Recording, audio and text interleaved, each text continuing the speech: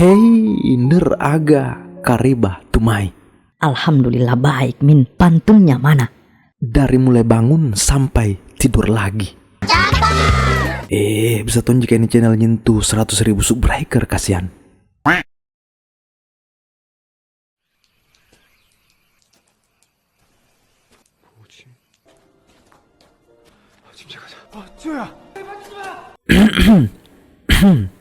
Cerita dibuka dengan seorang ayah tunggal, Janu namanya. Kehidupan si Janu ini sangat-sangat sederhana, tinggal pada sebuah rumah gubuk di pinggiran kota bersama putra satu-satunya Jiho setelah kepergian sang istri tercintanya Jingga beberapa tahun yang lalu akibat penyakit yang dideritanya. Pada keluarga kecil si Janu ini dulunya merupakan keluarga yang sangat bahagia dan sempurna dalam kesederhanaan cinta dan kasih. Hidup pada tempat yang asri, tenang, damai. Kicauan burung jadi alarm pagi mereka. Nah, namun setelah kepergian sang istri semuanya berubah, di mana Janu harus jadi sosok ayah sekaligus jadi sosok ibu untuk putranya Jiho yang baru memasuki sekolah dasar. Janu selalu berusaha untuk mengisi kekosongan keluarga yang sudah tak ada figur ibu lagi di dalamnya. Untuk menopang hidup dan belanja sehari-hari putranya Jiho, Janu bekerja sebagai OB atau tukang bersih-bersih pada sebuah fasilitas kolam renang. Atas kepergian sang ibu itu, sampai saat ini Jiho tak bisa menerima, terlebih ya memang belum memahami konsep kematian itu sendiri. Karena Jiho percaya bahwa ibunya tidak mati melainkan hanya memanjat awan. Bayangan itu Jiho dapatkan dari buku cerita yang dibacanya tentang seorang ibu penguin pergi ke puncak awan yang akan kembali lagi saat musim hujan tiba. Jiho sangat mempercayai itu bahwa ibunya nanti akan datang sebagai ibu penguin bersama hujan. Nah, meski itu pemikiran yang sangat tak realistis, namun sebagai ayah, Janu selalu mendukung demi kebaikan mental Jiho, ya kan? Ada satu kebiasaan Jiho jika ia begitu rindu dengan sang ibu. Di saat babenya ngorok, Jiho pasti pindah ke dalam lemari ibunya sekaligus meresapi harum tubuhnya yang masih tertinggal rapi dalam pakaiannya.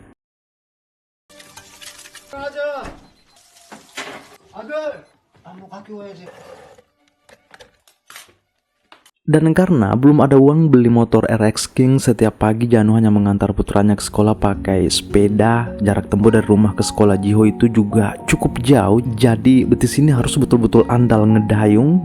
Nah, nanti setelah mengantar Jiho, Janu baru ke tempat kerja. Si Janu ini meski seorang duda namun ketampanannya tak dipungkiri. Di tempat kerjanya sana cukup banyak pegawai yang datang merayu, datang mencolek-colek, bahkan minta untuk dinikahi. Namun Janu tak pernah menggubris mereka sebab cintanya terhadap almarhumah istrinya Jingga sudah tak bisa dinodai dengan hadirnya wanita baru dalam hidupnya. Biasanya jika Jiho itu pulang sekolah pasti mampir ke warung coto pamannya Suwardi sekalian menunggu jemputan si Babe. Di sini Jiho memberitahu paman Suwardi jika dirinya menjadi perwakilan kelas untuk lomba estafet yang mana harus berlari dengan sang ayah. Cukup bangga paman Suwardi diberitahu Jiho ini telah mewakili kelasnya, ya kan? Nah, tak lama Babe juga sudah pulang. Tiba esok harinya berlangsunglah lomba estafet tersebut. Jiho serta babenya sudah siap siaga, alhasil kemenangan mereka sudah di depan mata. Namun pada saat hendak menyentuh garis finish, Janu tiba-tiba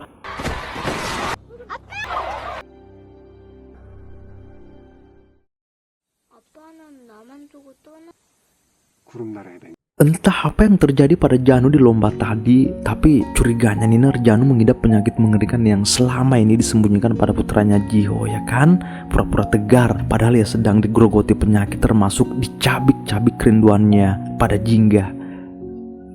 Saat malam hari menyapa, entah kenapa kerinduan ini semakin berat.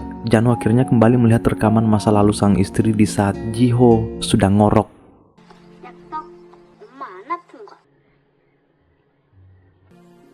Nah, tak terasa nyanyian burung pun terdengar. Itu artinya pagi telah datang. Jiho terlihat bangun lebih dulu, malah ia kaget sekali sebab apa yang ia tunggu-tunggu selama ini telah datang membasahi dedaunan di luar sana, yaitu hujan pertama sebagai tanda bahwa musim hujan telah tiba. Mengingat kembali keyakinan Jiho di mana jika hujan turun berarti ibunya juga telah turun dari negeri awan sebagai ibu penguin berdasarkan buku yang ia baca. Wajar ya, anak-anak pasti banyak yang halu, ya kan? Jiho pun cepat-cepat membangunkan si Babe untuk ke stasiun sana. Jiho sangat yakin jika ibunya pasti sudah nunggu.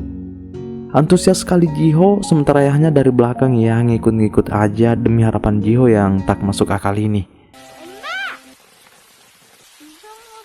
Sejujurnya, meski Jiho nangis darah di sini, orang yang ia nanti-nanti pasti akan datang. Dan karena Janu tidak mau putranya kecewa, dengan seduh ia memberitahu jika mungkin karena satu hal ibu belum datang hari ini nak, mari pulang. Mana Jiho juga mulai beringus ya kan Ner. Namun bagaimanapun Jiho dibujuk ia akan tetap mau tinggal menunggu sang ibu. Diangkat paksalah Jiho pulang, takutnya ia demam. Nah, ketika mereka hendak melewati terowongan, Janu heran melihat ada sesuatu yang tak beres di depan sana. Perlahan Janu mendekat sambil waspada jangan sampai itu ular jadi-jadian. Setelah diperhatikan baik-baik, ternyata itu seorang wanita merunduk entah kenapa ia dibawa terowongan ini. Dan karena Jiho yakin jika itu pasti ibunya, mendekatlah ia sementara Janu sudah keringat dingin. Begitu kagetnya Januner, bagaimana mungkin garis ini bisa mirip dengan mantan istrinya Jingga. Lalu Jiho sendiri ya tentu yang gembira mengira wanita ini beneran ibunya. Awalnya Janu bingung sekaligus tak percaya apa yang dilihatnya. Janu anggap jika ini pasti arwah Jingga. Padahal nyata-nyatanya wanita ini adalah manusia sungguhan, namun kebetulan aja mirip dengan mantan istrinya. Dalam keadaan terlantar begini, tahu-taunya ia juga amnesia entah musibah apa yang menimpanya sampai bisa terdampar di terowongan ini. Lalu Jiho merasa harum melihat ibunya seperti ini pun langsung menariknya pulang ke rumah. Melihat ibunya kembali, Jiho jelas merasa sangat senang, tetapi tidak dengan Janu justru yang merasa was-was dengan wanita asing ini. Bahkan Janu sempat mengira jika wanita ini adalah kodam putranya si Jiho, padahal dulunya sewaktu dicek oleh si mbak itu kodam Janu kosong. Berarti sudah dua dalil jika wanita ini adalah manusia sungguhan ya kan Ner? Dan karena namanya tidak jelas siapa, maka kita sebut saja ia Indira alias Dira, bidadari turun dari kayangan. Lalu Jiho sendiri mengira wanita ini beneran ibunya pun langsung memperlihatkan semua foto-foto mereka dahulu, memperlihatkan pakaiannya. Dalam keadaan amnesia begini, mana Indira tahu, ya kan? Ia hanya bisa pelangak-pelongo menunggu dirinya tiba-tiba ada di rumah ini. Nah, agar putranya tidak kecewa, Janu di sini akan pura-pura jadi pasangan suami istri dengan Indira, memanfaatkan keamnesiannya. Dira yang tak mengingat apapun tentang dirinya tentu banyak bertanya. Janu sendiri mencoba merangsang ingatan Dira ini. Ia merefleksi kisah-kisah yang tertenun dahulu di rumah ini bareng istrinya Jingga. Dalam hal ini Janu pura-pura membantu ingatannya ya demi putranya Jiho yang sudah meyakini bahwa wanita ini ialah ibunya. Nah, lalu tak berselang lama, Indira terlihat keliengan. Janu pun menyuruhnya agar istirahat dulu, lagian ini juga mulai larut malam Ner. Di malam pertama ini, Dira langsung sekasur dengan Janu. Jiho maksudnya, maaf. Tuh Janu di kamar sebelah sudah gerah, gelisah, bingung dengan kejadian yang terbilang ajaib ini. Dan karena masih ingin memastikan apa sih Dira benar bukan hantu, Janu pun diam-diam masuk ke kamar mereka, mengecek.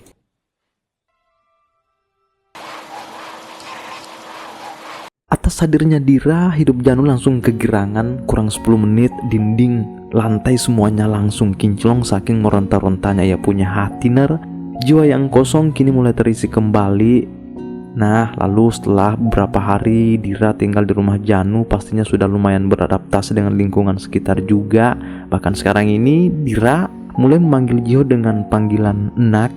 Dira kian memposisikan dirinya sebagai seorang ibu. Tambah yakinlah si Jiho jika wanita ini adalah ibunya telah turun bersama hujan. Padahal sebenarnya Dira hanyalah kembaran Jingga yang sedang amnesia.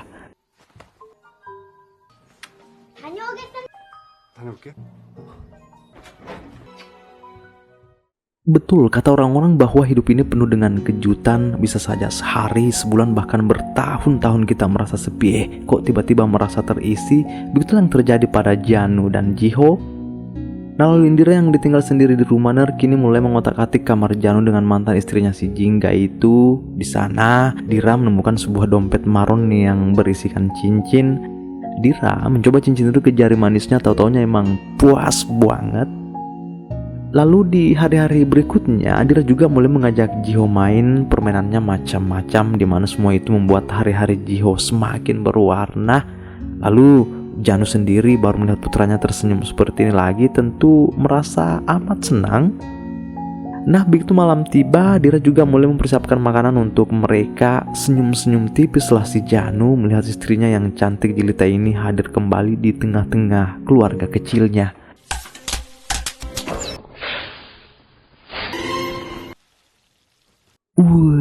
Momen yang cukup romantis. Lalu ketika mereka semua hendak tidur, terpantau Janu diam-diam meminum obat, entah sakit apa ya sebenarnya. Sebelum masuk ke kamar, Janu sedikit mengasah otaknya dengan baca buku di ruang tamu, di mana Janu di sini seolah sedang menunggu hal lain juga, Ner. Nah, tak berselang lama,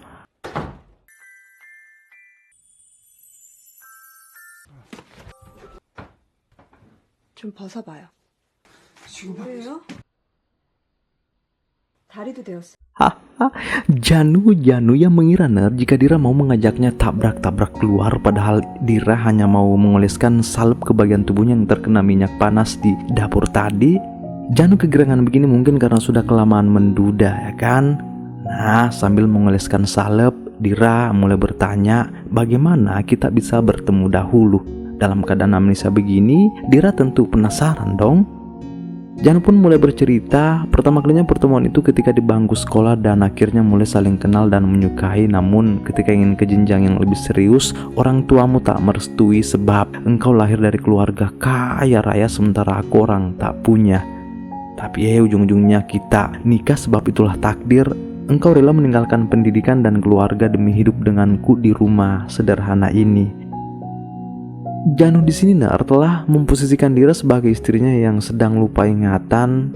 Hingga begitu Dira ya percaya aja, terlebih habis melihat foto mantan istri Janu sangat mirip dengannya, ya kan? Entah bagaimana nanti jika ingatan si Dira ini benar-benar pulih kembali. Nah, di saat Janu masih asik menceritakan masa lalu itu, Jiho terlihat bangun mengira ibunya sudah kembali ke negeri awan. Setelah beberapa hari Dira tinggal di rumah Janu, rasa-rasanya ya terlihat begitu nyaman sampai Dira melihat ada sebuah gubuk terbengkalai di depan sana. Merasa penasaran, Dira pun mencoba ke sana ngecek mumpung Janu dan Jiho lagi di luar, ya kan Ner? Semasuknya Dira di gubuk tua ini, ya begitu disambut lukisan-lukisan bergelantungan di dinding. Nuansa ruangan ini amat bersahaja yang sudah pasti tempat paling bersejarah bagi Jiho, Janu dan almarhumah istrinya dahulu.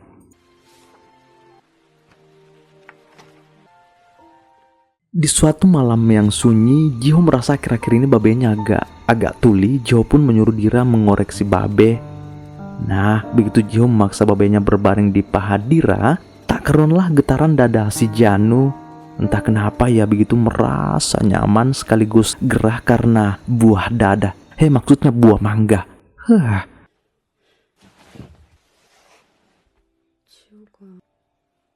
Saking nyamannya Janu ya sampai tertidur di paha Dira. Tak berselang lama, kok tiba-tiba ada yang ngedor pintu dari luar. Bangunlah si Janu dari mimpi indahnya. Begitu ya keluar ngecek, tahu-taunya itu Paman Suardi dengan kostum penguinnya. Paman Suardi ini datang sebab mau melihat kondisi mereka sekaligus ingin menyelidiki rumah mereka, karena sebenarnya sudah lama Paman Suardi ini menyimpan kecurigaan terhadap Janu sebab sudah banyak wanita di luar sana yang ingin dikenalkan dengan Janu, namun tak ada yang masuk di tipe Janu. Tak berselang lama Paman Suardi shock saat mendengar ada suara perempuan dari dalam kamar Janu. Masuklah dicek. Paman Suardi malah tambah shock mengira ia sedang melihat arwah gentayangan. Langsung kabur tuh Paman Suardi, ya takut sekali. Lalu di suatu malam saat jangkrik asik melantunkan nyanyiannya, Dira kembali bertanya perihal momen paling berkesan dalam hidupnya Janu. Kapan, di mana, dan dengan siapa. Janu pun kembali bercerita, suatu waktu kita pernah datang ke bioskop nonton bareng. Pada saat itu kita masih sama-sama canggung dan belum terlalu akrab. Namun entah kenapa Jumari ini begitu kegirangan, mak gerambang lah si Janu.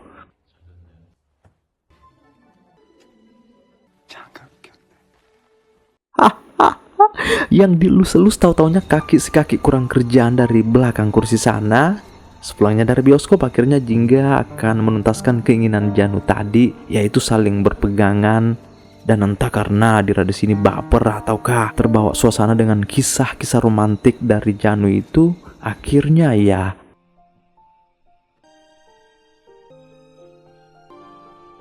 wah hangatnya. Dari sini bisa kita simpulkan bahwa kisah cinta lama kini kembali terukir dari rumah sederhana ini, Ner. Dan karena Dira masih penasaran dengan lanjutan ceritanya, Janu pun lanjut bercerita sambil kedua tangan mereka tergenggam dari dalam saku. Kala itu Janu sempat mengajak Jingga kencan ke tempat ternyamannya di sebuah bukit. Untuk sampai ke sana, kita melewati jembatan panjang, lalu mendaki pada jalan yang sedikit becek. Bersamaan malam turun, kita juga telah sampai di puncak tujuan. Terbelalak matanya Jingga ada di tempat ini. Mungkin seumur hidupnya ya baru menyelami jika alam itu jauh lebih indah ketimbang dinginnya AC di mall. Nah, Janu sendiri telah menyuguhkan perjalanan sederhana ini. Itu bertepatan dengan adanya agenda layar tancap para politisi di lembah desa bawah sana, Ner. Lalu Janu merasa jika momen ini sangat tepat untuk Nah, mumpung Jingganya lagi fokus ngekir layar tancap di bawah sana, ya kan? Tuh, lahan perlahan Janu mulai mencoba. Iya, malah kena labrak si Janu, tapi bagaimanapun ia tak akan membiarkan kesempatan emas ini lewat begitu saja.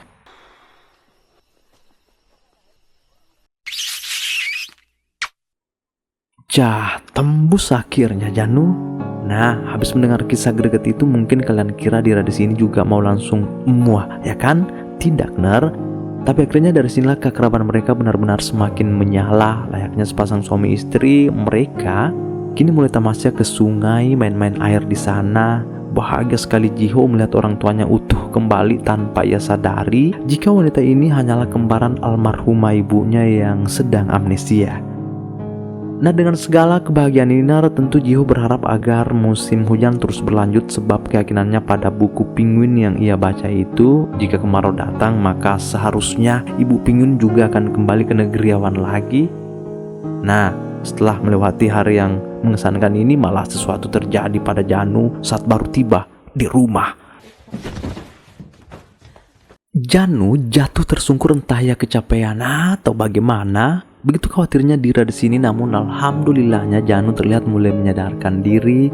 Pula atas kejadian ini, Dira kini mulai menyimpan kecurigaan terhadap kesehatan Janu. Dan ternyata selama ini Janu mengidap tumor otak namun belum terlalu parah.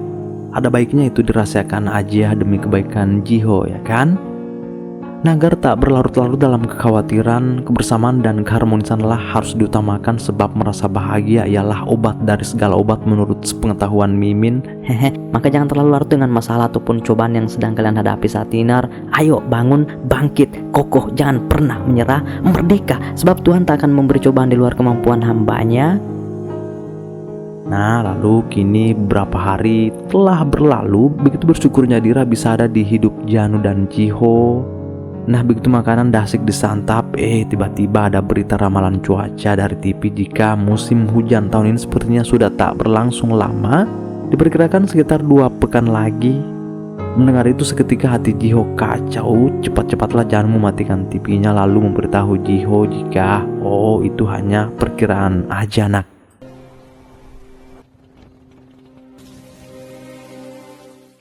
Nah, agar Jiho bisa jadi anak yang mandiri dan tahan banting pada dunia yang kejam ini, Dira terlihat mulai mengajari Jiho cara goreng telur yang benar, mengajarinya jemur pakaian, membersihkan rumah, bahkan cara mandi dan lain sebagainya.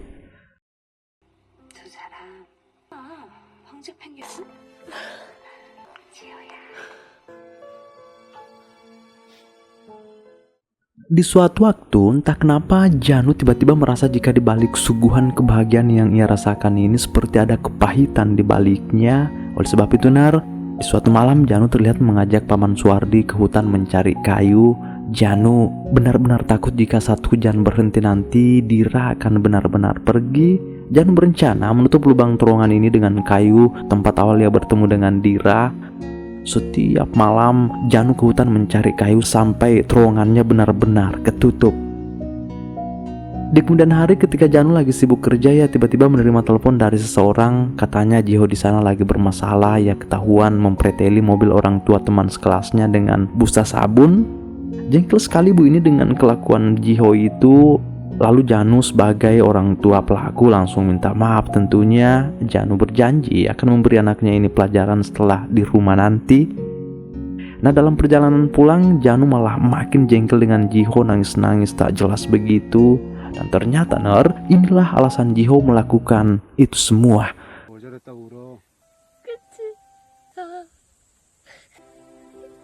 Setelah mengetahui alasan Jiho, hati Janu seketika tercabik-cabik sembilu. Ia bertanya ke semesta kalau memang Indira hadir hanya karena untuk mendatangkan luka, kenapa ia mesti hadir dalam hidup kami?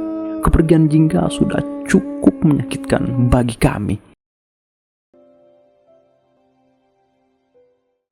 Sampai kita tiba pada malam ulang tahun Jiho. Kebersamaan ini dirayakan sesederhana mungkin. Kue ultahnya juga gratisan dari Paman Suardi. Nah agar momen ini tak terlupakan begitu saja, Janu pun ngerekam sekalian foto bersama. Di kemudian hari, alih-alih konser nyanyi di sekolah Jiho juga sudah digelar. Pagi ini terlihat cukup cerah dan terik. Sepertinya ini adalah pertanda jika musim panas telah datang. Lalu ada pun hal yang tak kita sadari selama ini, ternyata Dira sudah membaca buku Penguin si Jiho itu. Di samping Dira juga ternyata telah mengetahui jika dirinya ini hanyalah kembaran ibu Jiho si Jingga. Dira menyadari semua itu melalui gubuk tua serta rekaman video Janu dahulu dengan almarhumah istrinya. Nah, di sisi lain ingatan si Dira juga sudah mulai pulih sebenarnya, tapi ya karena ini adalah hari penting bagi Jiho, Dira pun menyempatkan diri ke sekolahnya sebagai wali sebab Janu masih sibuk kerja. Nah setelah para siswa-siswi bernyanyi, saatnya giliran memperdengarkan cita-cita masing-masing dari mereka. Ada yang mau jadi dokter, polisi, pemain sepak bola, artis. Nah tiba giliran Jiho, malah itu membuat para hadirin terdiam. 청소를 잘한다. 잘한다. 요리도 잘한다. 지켜줄 거다.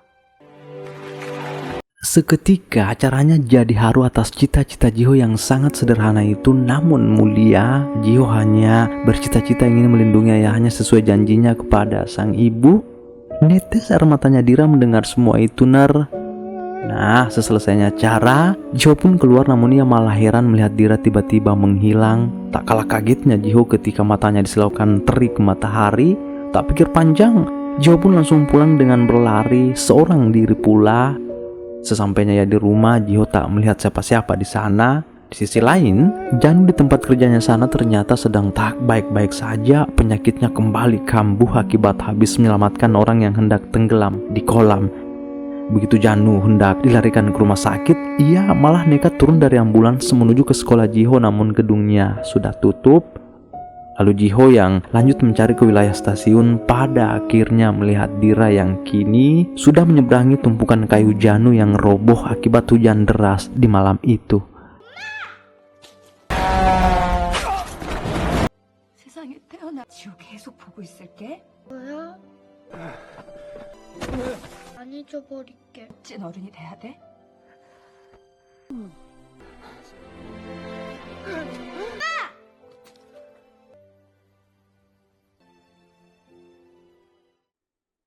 Ya begitulah, ada pertemuan juga pasti ada perpisahan. Siap tidak siap kita harus siap ya. Karena dalam kondisi amnesianya, rumah Janu sudah jadi tempat persinggahan bagi Dira sekaligus jadi anugerah yang besar untuk Jiho dan Janu.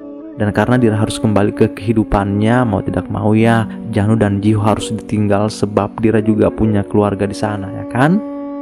Nah, agar hati Jiho tidak terlalu pedih, Dira pun beralasan jika ini memang sudah waktunya Ibu Penguin kembali ke negeri awan memantau anaknya dari atas sana.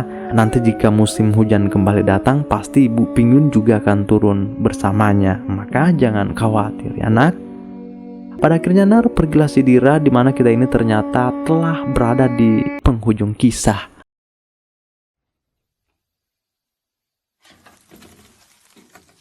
Setelah beberapa bulan kepergian Dira dari hidup mereka, kita lihat Jiho telah tumbuh jadi anak yang lebih baik. Jiho sudah bisa menggoreng telur untuk babenya, sudah bisa menggorok pensil sendiri, nyuci baju sendiri, dan lain sebagainya.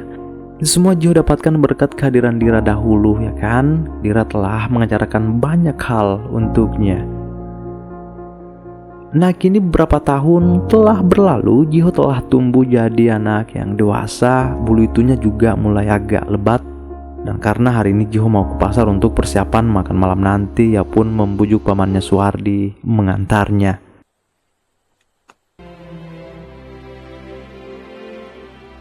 Kini telah usai.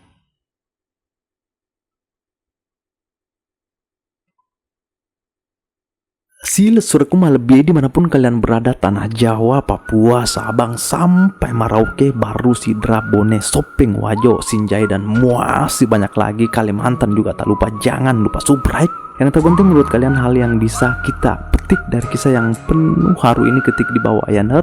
Selamat bersua di video selanjutnya. Bye.